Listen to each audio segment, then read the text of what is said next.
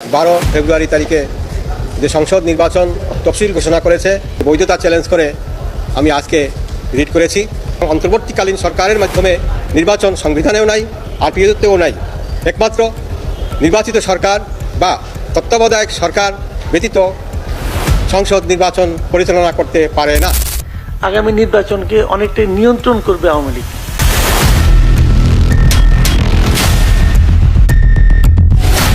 দেশের বিভিন্ন রাজনৈতিক দল ইতিমধ্যেই নির্বাচনী পরিচালনায় নেমেছে।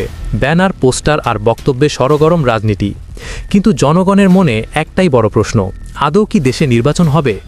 আর যদি নির্বাচন হয়, সংবিধানের নিয়ম না মেনে সেই নির্বাচনের বৈধতা কতটুকু? বিশেষ করে দেশের অন্যতম বৃহৎ রাজনৈতিক দল বিএনপি এই প্রশ্নবিদ্ধ নির্বাচনী প্রক্রিয়াকে কি বৈধতা দিতে প্রস্তুত? কারণ ইতিহাস সাক্ষ্য দেয়, যে রাজনৈতিক সংগঠন মুক্তিযুদ্ধের চেতনাকে ধারণ করে সেই সংগঠনকেই অবশ্যই দেশের সংবিধান মেনে চলতে হয়। কিন্তু বাংলাদেশের সংবিধানের কোথাও কি বলা আছে অন্তর্বর্তীকালীন সরকারের অধীনে স্থায়ী সরকার গঠন করা যাবে, অথবা একই দিনে গণভোট ও নির্বাচন অনুষ্ঠিত হতে পারে? আইন বিশেষজ্ঞদের মতে এই সব কিছুই সরাসরি সংবিধান বিরোধী। এই প্রসঙ্গে আদালত প্রাঙ্গণে আমরা কথা বলেছি একজন সিনিয়র আইনজীবীর সঙ্গে। তিনি স্পষ্ট ভাষায় বলেন, সংবিধানের বাইরে গিয়ে কোনো সরকার বা নির্বাচনই বৈধতা পেতে পারে না। 2026 সালের 12 ফেব্রুয়ারি তারিখে যে সংসদ নির্বাচন তফসিল ঘোষণা করেছে এবং একই তারিখে গণভোট অনুষ্ঠানের জন্য আরেকটি তফসিল ঘোষণা করেছে, এর বৈধতা চ্যালেঞ্জ করে আমি আজকে রিট করেছি। আমি 2024 সালের নির্বাচনের তফসিলও বৈধতা চ্যালেঞ্জ করে রিট করেছিলাম। 2018 সালের তফসিলও বৈধতা চ্যালেঞ্জ করে রিট করেছিলাম। 2014 সালের নির্বাচনের তফসিলও ঘোষণা রিট করেছিলাম।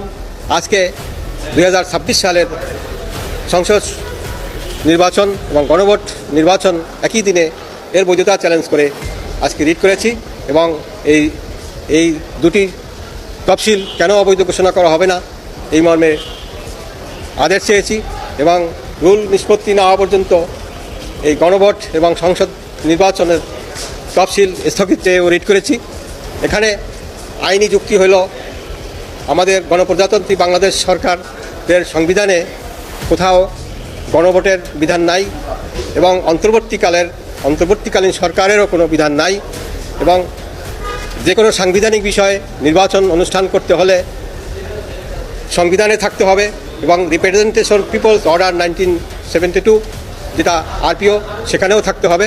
কিন্তু গণভোট এবং অন্তর্বর্তীকালীন সরকারের মাধ্যমে নির্বাচন সংবিধানেও নাই, আরপিওতেও নাই। একমাত্র নির্বাচিত সরকার বা তত্ত্বাবধায়ক সরকার ব্যতীত সংসদ নির্বাচন পরিচালনা করতে পারে না। এদিকে রাষ্ট্রপতি মোহাম্মদ শাহাবুদ্দিন চুপ্পু বর্তমান নির্বাচন ও প্রশাসনিক কর্মকাণ্ড নিয়ে প্রকাশ্যে খুব একটা কথা না বললেও গণমাধ্যমের এক সাক্ষাৎকারে তিনি স্পষ্ট করে জানিয়েছিলেন, জনগণের সমর্থন ছাড়া কোনো ব্যক্তি বা সরকার বাংলাদেশের সংবিধান অনুযায়ী দায়িত্বে থাকতে পারে না। এমন সরকারের অধীনে অনুষ্ঠিত নির্বাচনও বৈধ নয়। আমাদের সংবিধানের যেটা কেয়ারটেকার গভর্নমেন্টের কথা তারা বলতেছে, সেটা কিন্তু পঞ্চদশ সংশোধনীর মাধ্যমে 58C of the Constitution has already been annulled, সেটা অলরেডি বাদ পড়ে গেছে। এখন সেই জায়গায় যাওয়ার আর তো কোনো সুযোগ নাই। আমি রাষ্ট্রের প্রধান হিসাবে আমি মনে করি যে এখানে সেই পরিস্থিতি তো নাই যে ওই 58C 58 সে কেয়ারটেকার গভর্নমেন্টের সেই কনসেপ্টটা এত বছর পরে আবার ওখানে নিয়ে আসবে।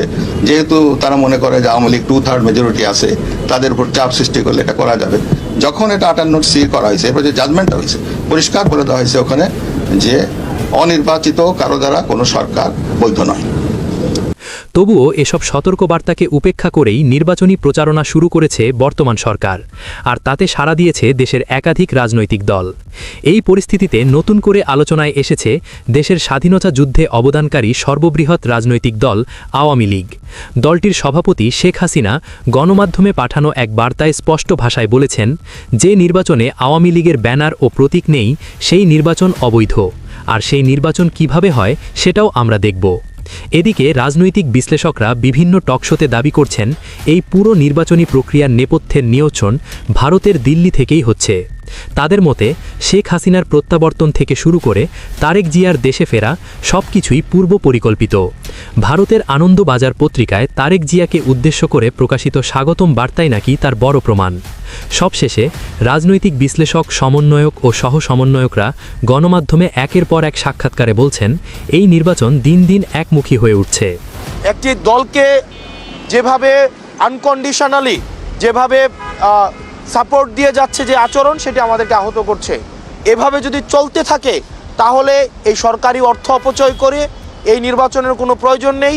প্রিয় দর্শক, একটি নির্বাচন মানে শুধু ক্ষমতার পালাবদল নয়, এর সঙ্গে জড়িত দেশের উন্নয়ন, জনগণের নিরাপত্তা, অর্থনীতি, শিক্ষা ব্যবস্থা এবং ভবিষ্যৎ প্রজন্মের ভবিষ্যৎ। তাই একটি নির্বাচনের বৈধতা নিয়ে সচেতন হওয়া আমাদের সকলের দায়িত্ব। এই নির্বাচন নিয়ে আপনার মতামত কি? কমেন্টে অবশ্যই জানাবেন। নির্বাচন সংক্রান্ত সর্বশেষ আপডেট পেতে চ্যানেলটি সাবস্ক্রাইব করে আমাদের পাশেই থাকুন। ধন্যবাদ। SA News 24H।